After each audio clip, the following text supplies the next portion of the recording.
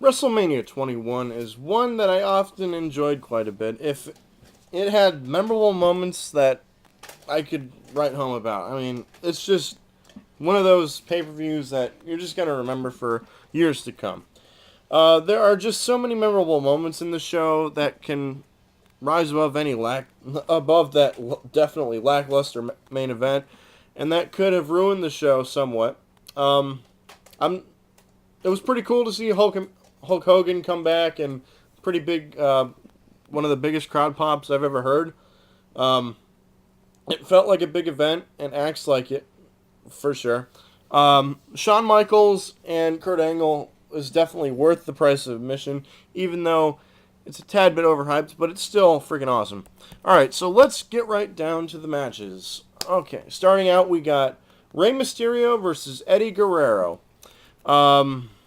These two were the tag team champions at the time, and the storyline heading up to it was great, eventually leading to Eddie Guerrero turning heel. Pretty nice pop for Rey Mysterio, an even bigger one for Eddie Guerrero. Once the match started, though, the crowd was firmly on Eddie's side. This was an excellent match with two great wrestlers who could do it all in the ring. Yeah, Mysterio wins with a Hurricane Rana into a roll-up. Pretty good match to open it up. Alright, now we got the very first ever Money in the Bank ladder match, featuring Chris Jericho, Chris Benoit, Christian, Kane, Shelton Benjamin, and Edge. And Edge, this was back in the day when Edge got some big-time heel heat. And Jericho, Shelton Benjamin, and Chris Benoit getting all big face pops. Kane and Christian were pretty much... Oh, woo. Who cares? I stand corrected. This is the original and the best... This is the best Money in the Bank ladder match of all time. Not my personal favorite, though, but in a lot of people's minds, it's the best. And, yeah.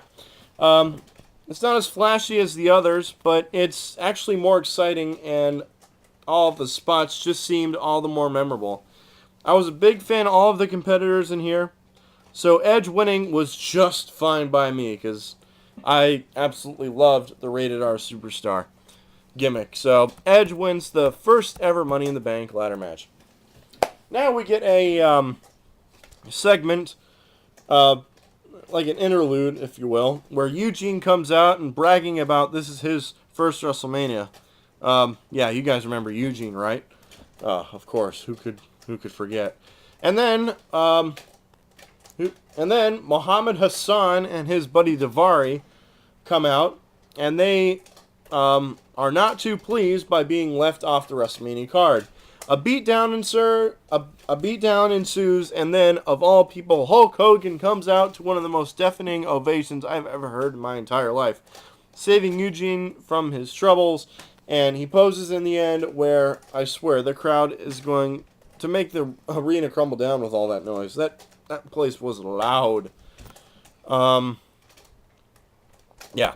Next up, we got the Piper's Pit with Stone Cold Steve Austin. A pretty loud pop for Piper, which for him was pretty unusual. But he does his usual hilarious Piper patented routine. Pretty big pop for Stone Cold Steve Austin, not on Hogan's level, but still pretty damn loud nonetheless. Piper and Austin have a amusing confrontation. Carlito comes out to stir the pot a little bit and gets beaten down in the end for his troubles. Austin has fun in the end by stunning both of the men. Always fun to see Austin do his thing. I honestly can't say. It never gets old. So yeah, that was a good segment. Next up, we get the Legend versus Legend Killer match. The Undertaker versus Randy Orton. Nice pop for Taker. Pretty big heat for Mr. Randy Orton. I remember being so excited back then for this match back in 2005 because I was a pretty big Randy Orton fan. I was really rooting for him to beat the streak, not gonna lie.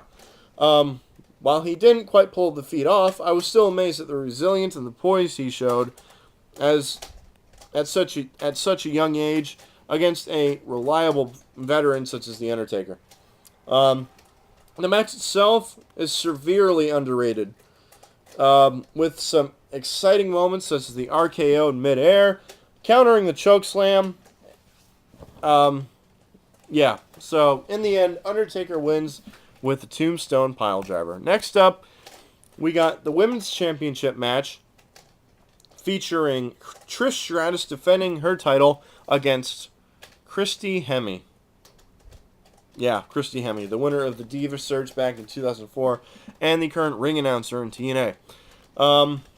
It was quick, thank God, but not even the great Trish Stratus could carry Christy Hemme to a decent match.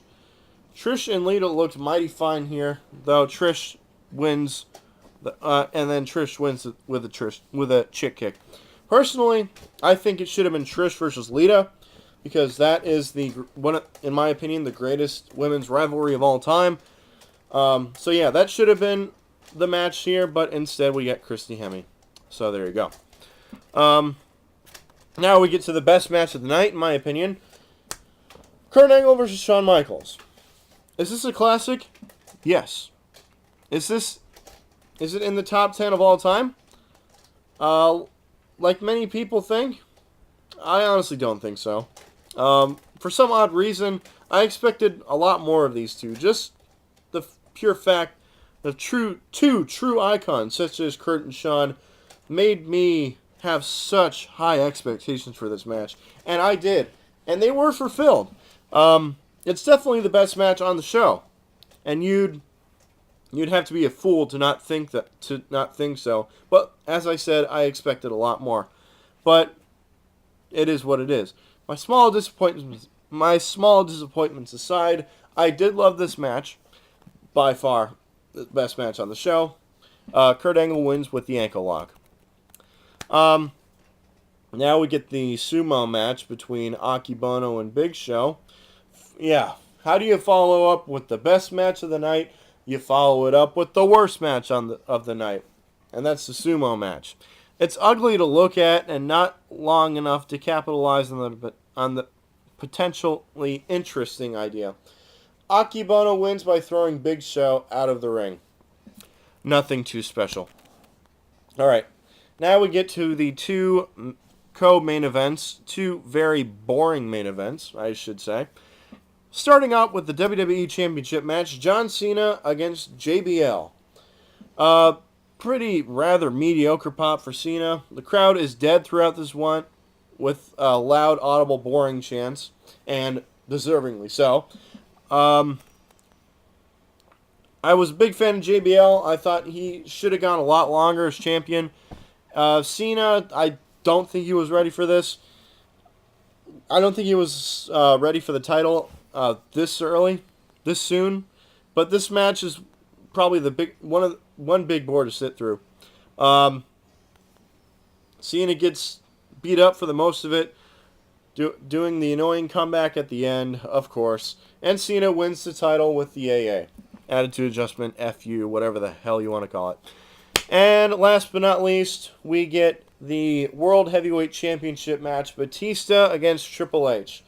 Pretty okay pop for Batista, and Triple H comes out with Motorhead performing him to the ring, which of course is great because I'm a huge Motorhead fan. I don't really like Batista. I don't really care for Triple H either. Even though I respect Triple H to a wrestling degree, I think Batista is pretty terrible when it comes to in-ring work. People used to complain about Orton's antics. Well, at least he didn't order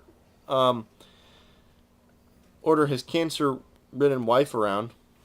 I guess I'm not being biased here. I'm being absolutely honest. I mean, Batista is he's ridiculous. The match is very average and very long. It went 21 minutes. That's way too long for a freaking title match, especially when you got these two. The storyline leading into it, though, was pretty entertaining. A few decent brawling moments here and there. Can't really save this doll fest. Batista wins with a Batista bomb. So yeah, that's WrestleMania 21. Lackluster main events aside, this show rocked to the highest order. This is this is what I like in a WrestleMania. Great, dramatic entertainment, amazing wrestling, and a hot crowd. This show rocked better than I remembered, and if it wasn't for the two terrible main events, this would definitely get a higher rating for me. So, out of 10, I'm going to give WrestleMania 21 a 8 out of 10. Best match of the night, hands down, is the Shawn Michaels Kurt Angle match. The worst match is the Sumo match featuring Akebono and The Big Show. That's WrestleMania 21. Coming up next, WrestleMania 22.